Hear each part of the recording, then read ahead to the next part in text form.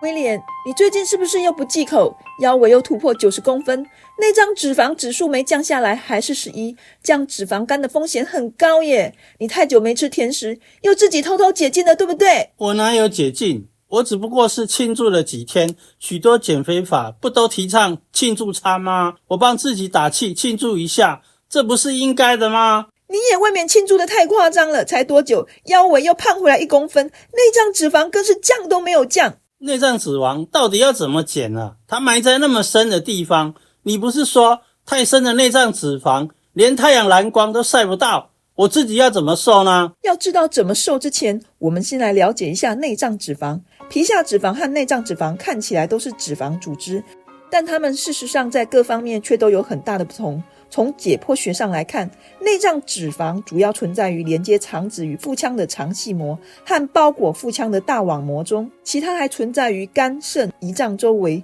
具有固定、支撑以及保护内脏和储存能量及分泌激素的功能。而皮下脂肪则主要分布于皮下组织，具有支撑、储存能量及分泌激素的功能。与皮下脂肪相比，内脏脂肪有更多的细胞，包含更多的免疫细胞和发炎细胞，同时也含有更大比例的成熟脂肪细胞以及更多的血管和神经。而内脏脂肪中，因为糖皮质激素如皮质醇等和雄性激素受体比皮下脂肪更多，也对肾上腺素刺激更为敏感，所以与皮下脂肪细胞相比，内脏脂肪细胞代谢更为活跃，对脂肪分解更为敏感，也就更容易分解三酸甘油酯产生脂肪酸。同时，内脏脂肪比皮下脂肪更具有摄取葡萄糖的能力，而皮下脂肪更喜欢吸收循环在血液中的游离脂肪酸以储备能量。内脏脂肪释放的脂肪酸和摄取的葡萄糖会进入肝脏和其他器官，导致脂肪肝和其他疾病，且摄取葡萄糖的能力更强，会迫使胰脏产生更多的胰岛素，因而更具有胰岛素抗性，增加肥胖风险。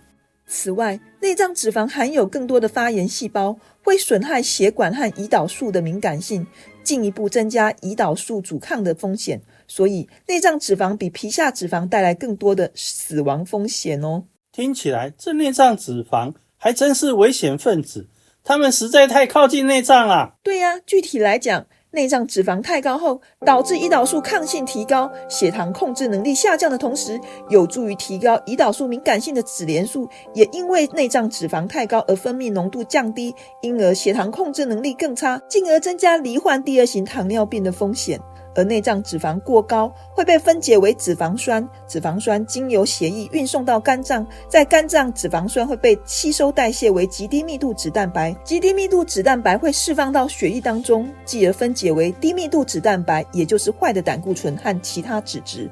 如果低密度脂蛋白或三酸甘油酯浓度太高，就是血脂太高。高血脂会损伤血管壁，导致动脉粥状硬化，从而增加罹患心血管疾病跟中风的风险。另外，内脏脂肪过多也会造成高血压哦。血管内皮细胞对维持血管的正常功能至关重要，但内脏脂肪会释放一些生物活性物质。所谓生物活性物质，就是对生命现象具有影响的微量物质。而内脏脂肪细胞所释放的生物活性物质会干扰血管内皮细胞的正常功能，进而致使血管收缩，增加心脏负担，造成血压升高。同时，内脏脂肪细胞会分泌多种促炎因子，这些促炎因子会导致慢性炎症。慢性炎症会损伤人体的正常组织和器官，包括免疫系统。免疫系统受损会导致人体抵抗癌细胞的能力下降，从而增加罹癌风险。另外，内脏脂肪过多导致胰岛素增加，胰岛素是一种生长因子，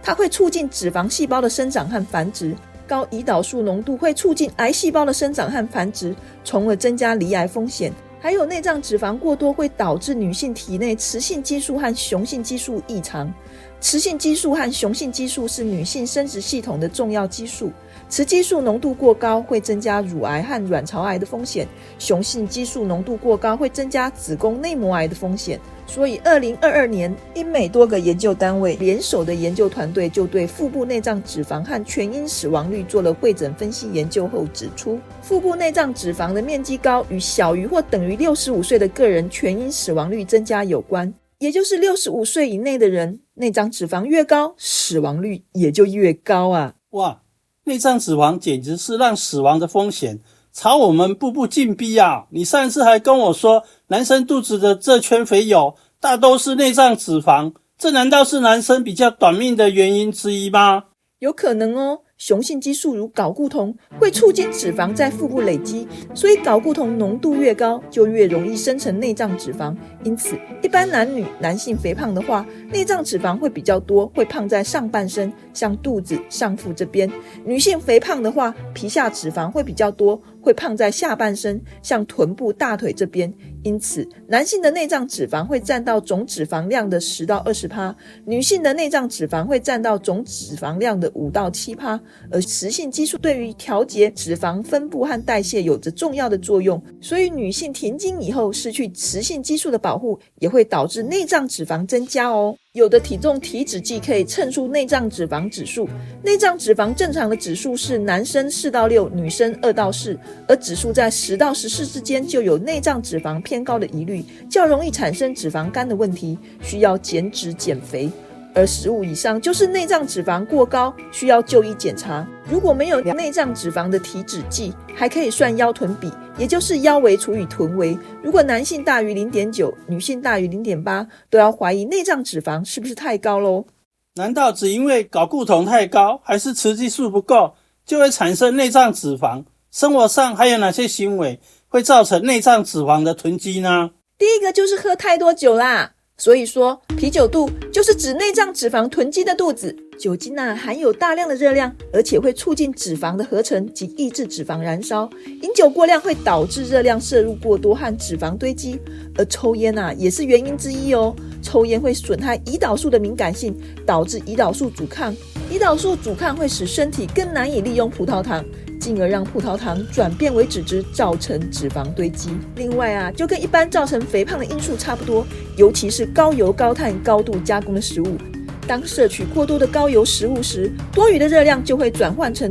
脂肪囤积在体内，形成内脏脂肪。高糖食物则会引起血糖剧烈的波动，导致胰岛素分泌过多，增加脂肪的合成。加工食品通常含有大量的热量、不健康的脂肪和糖分，比如果糖，也容易致使内脏脂肪堆积。而这个时候，如果再缺乏运动，帮助我们燃烧多余的热量和脂肪，让热量摄取大于消耗，无法达到减肥所需要的热量赤字，就会造成内脏脂肪的堆积。更不要说因为忙碌而导致睡眠不足和压力过大，都会造成身体分泌皮质醇这类的压力荷尔蒙。而皮质醇我们在失眠会导致肥胖那集有说过，它不但会促使人体渴望高油高糖的饮食，还会促进脂肪在腹部周围堆积呢。我又烟酒不沾，却有那么高的内脏脂肪，可见红豆面包的危害还是很大。那既然事实已经造成，我要怎么减比较快呢？运动当然是一定要的尤其是可以训练核心肌群的运动，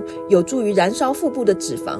另外，注意睡眠和压力以外，如果有抽烟喝酒习惯的人，当然就是要先戒烟戒酒。除了这2戒以外，还要再增加1戒，就是戒糖。内脏脂肪特别容易抓取葡萄糖，造成胰岛素飙高，形成胰岛素阻抗。因此精制糖的摄取就要注意，尤其是果糖。果糖虽然不像葡萄糖那样立即影响血糖，却比葡萄糖更容易转化为内脏脂肪，因为果糖可以激活参与脂肪合成的蛋白质。同样的，会造成血糖波动的精致淀粉，像白饭、面条这些，也要谨慎摄取。如果一定要吃，要排在蛋白质和蔬菜之后摄取，以免让血糖冲高，刺激胰岛素分泌，去帮助脂肪合成和抑制脂肪分解，这样会让内脏脂肪更不容易燃烧，因而囤积更多的脂肪。